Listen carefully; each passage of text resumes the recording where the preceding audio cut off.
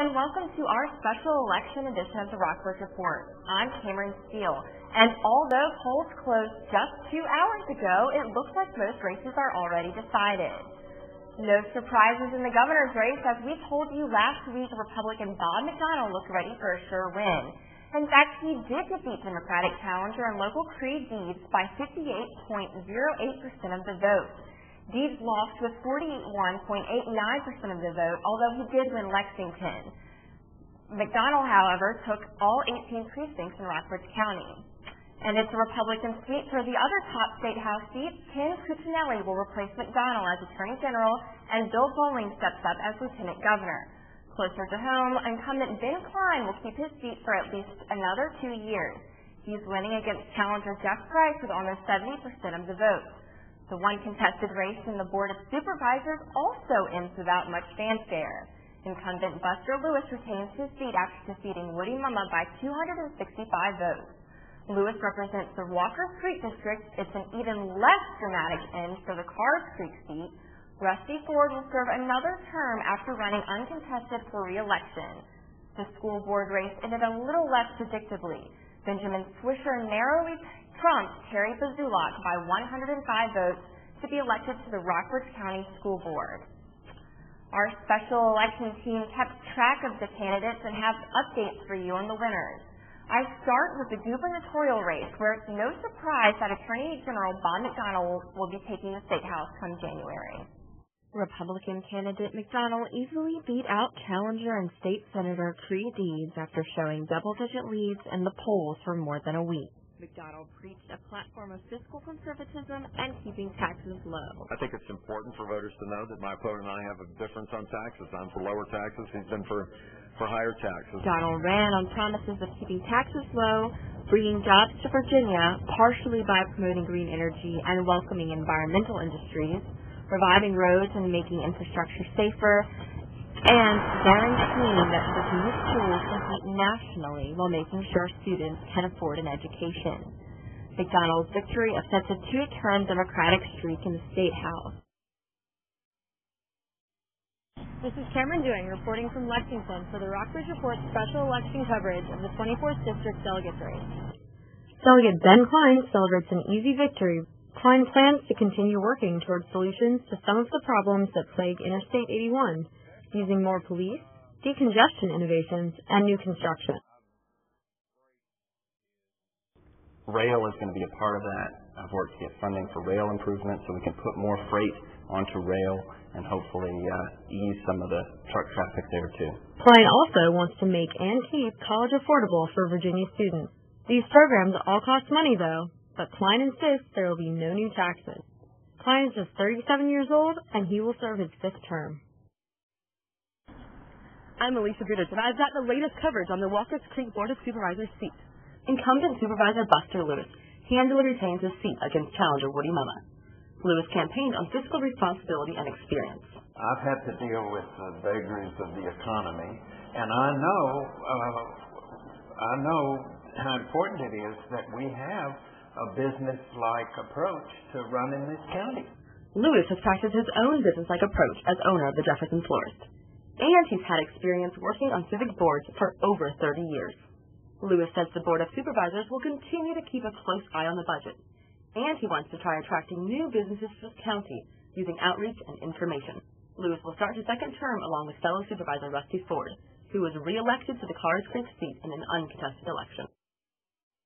This is Holly Southers reporting on the newest member of the Rockbridge County School Board for the Rockbridge Report special election coverage. And Ben Swisher prepares to take the reins from Mitchell Shaner as the Carrs Creek representative to the Rockbridge County School Board. Swisher is a 35-year-old native of the Rockbridge area. Swisher's wife says being the father of 2 will probably influence his actions. He really wants to make sure the education of our child is going well, and so that's extending out, I think, into the school board.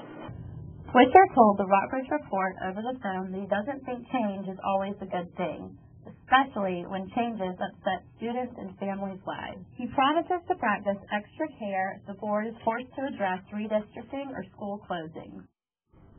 Be sure to check out our website later to find out more and for up-to-the-minute confirmation of these results at rockbridgereport.wlu.edu. But how will these people really affect Rockbridge County? We've got Doug Harwood on set to try to answer that question. Harwood is the editor and publisher of the Rockbridge Advocate, and he's covered Rockbridge politics for years. Welcome back to the show, Mr. Harwood. It's great to have you back. As someone who's lived and reported in Rockbridge County for years, you've seen elections and you've seen the different ways that they can be. How does this election compare to other years? And more specifically, how does it compare to last year when the momentum and the energy was so high? Well, last year there was a presidential race, and people, not just here but all over the country, they generally care more about the presidential race than they do about local races, even though the local races really affect them more than national races, but it's just the way it is. And voter turnout actually was pretty high this year. Why do you think that was?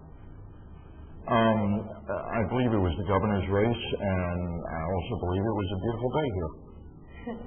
And some locals consider Creed Deeds the hometown boy, but he didn't really pick up any support in Rockbridge County. In fact, none of the precincts went for him. Well, it was kind of his race to lose here, and I think what probably hurt him more than anything was the Natural Bridge Learning Center being shut down by the governor. Here's a Democratic governor shutting down an institution in Rockbridge County which employed roughly 100 people, and it was a model juvenile prison, a model for the whole country, really. And when that shut down, the Republicans jumped all over it like a cheap suit. They were holding press conferences, they were launching petition drives, they were having a big time with it, and Creed Deeds was kind of left holding the bag. He couldn't very well come out and criticize his own party's governor too harshly for it. So he was just sort of sidelined by the whole thing, and that singular issue here really bothered a lot of people.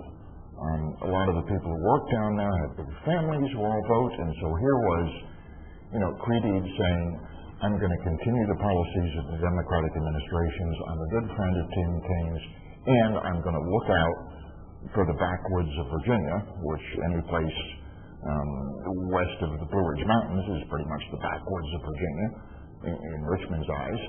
So here's Creed saying this while, his friend, the governor, shuts down something in the backwoods of Virginia and keeps juvenile prisons closer to Richmond open. And I think that probably hurt him in Rockbridge County more than anything. Well, people have been hearing a lot of different things from campaigns all over because there's been so much advertising in these elections.